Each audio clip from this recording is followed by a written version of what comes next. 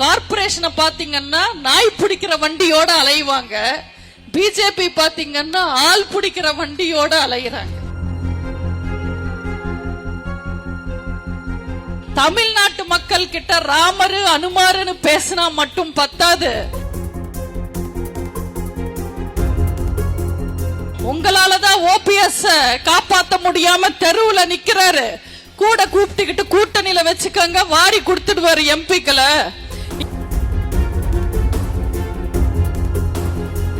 அதிமுக கூட இருக்கிற வரைக்கும் தான் நமக்கு மரியாதைன்னு. இதுல எங்க இவரு ஒரு வீட்டுக்கு ஒரு அரசு வேலை தருவாரா? யார்கிட்ட வந்து பேசுறாரு அண்ணாமலை?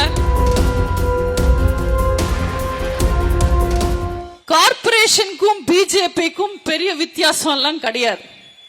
கார்பரேஷனை பாத்தீங்கன்னா நாய் பிடிக்கிற வண்டியோட அலைவாங்க, பிஜேபி பாத்தீங்கன்னா ஆள் பிடிக்கிற வண்டியோட அலைகிறாங்க. பிஜேபி கட்சியில நீங்க சேரணுமா, உங்களுக்கு சில தகுதி இருக்கணும். ஒன்னு, நீங்க ஏதாவது ஒரு கட்சியில உறுப்பினரா இருக்கணும், உறுப்பினர் அட்டை வச்சிருக்கணும். ரெண்டாவது, நீங்க சீனியர் சிட்டிசனா இருக்கணும். மூணாவது, உங்க குடும்பத்திலையும் சரி நீங்க இருக்கிற கட்சியிலையும் சரி உங்களை மதிக்கவே மதிக்க கூடாது யாரும். நாலாவது, நீங்க மோடிய தலைவரா பார்க்கணும், அண்ணாமலைய கடவுளாவே பார்க்கணும்.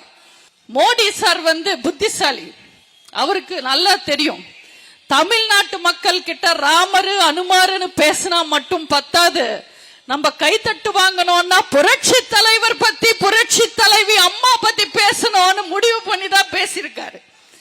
ஆனா என்ன பண்றது, மோடிக்கு தெரிஞ்சது கூட அண்ணாமலைக்கு தெரியாம போச்சு. அண்ணாமலைய பாத்தீங்கன்னா கூட இருக்கிறவனையே வீடியோ எடுத்து வெளியில விட்டு சுத்துவார். இவர் கட்சி தலைவரா இருக்கிறதுக்கு பதிலா எங்கேயாவது வீடியோ எடுக்க போயிருந்தா கூட இன்னும் பெரிய ஆளா வந்திருப்பார்.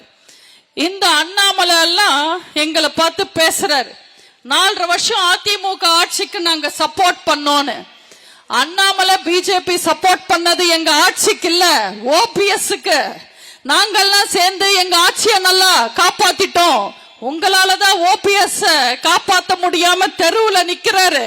கூட கூப்பிட்டுக்கிட்டு கூட்டணியில வச்சுக்கங்க, வாரி கொடுத்துடுவாரு எம்பிக்களை. இன்னைக்கு ஓபிஎஸ் இருக்கிற நிலைமைக்கு பிஜேபி ஆபீஸ்ல தோட்ட வேலைக்கு கூப்பிட்டா கூட போயிடுவாரு, அந்த நிலைமையில இருக்காரு. அவரை நம்பி எல்லாம் அதிமுகவை சீண்டி பாக்குறாரு அண்ணாமலை.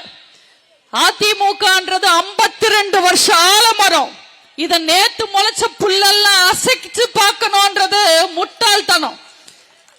காக்கா கூட்டுல குயில் முட்டை போடும், காக்கா அது தான் முட்டைன்னு நினைச்சு அடக்காக்கும். எப்ப முட்டை உடைஞ்சு குயில் சத்தம் போடுமோ காக்கா உஷாராயிடும், இது நம்ம இன்னும் இல்லைன்னு வெளியில தள்ளிடும். அதே மாதிரிதான் அண்ணாமலை வாய் விட்டு இன்னைக்கு வீணா போய் வெளியில போனா அதுக்கு நாங்க பொறுப்பில்ல. போக போக அண்ணாமலை தெரிஞ்சுப்பாரு, அதிமுக கூட இருக்கிற வரைக்கும் தான் நமக்கு மரியாதைன்னு.